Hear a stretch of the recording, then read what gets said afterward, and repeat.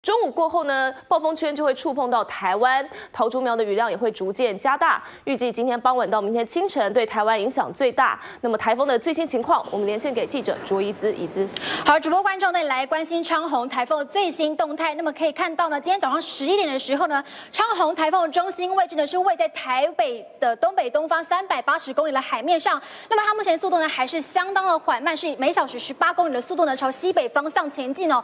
而它的这个风可以看到它的这个结构呢是相当的完整，台风眼还是相当的清楚哦。而它未来会对台湾呢造成什么样的雨势跟风势呢？我们来听一下气象局的说法。它在今天下午，它的暴风圈就有机会碰触到台湾东北角的陆地。那从现在开始一直到明天，整个台湾附近的风浪都会明显的增大。首先从现在开始一直到明天上午之间，中部以北地区是特别要注意的，还有包括东北部地区。那这些地方，尤其是山区，容易出现非常显著的雨势，而且会持续下。一直要到明天台风远离以后才会慢慢减缓。东北部的宜兰地区有一些不同，台风在慢慢转成北风到西北风的时候，宜兰地区就会慢慢地处于背风面，到时候雨势会稍微减缓一些，所以宜兰地区算是相对而言是下雨的区域里面雨势比较先减缓的。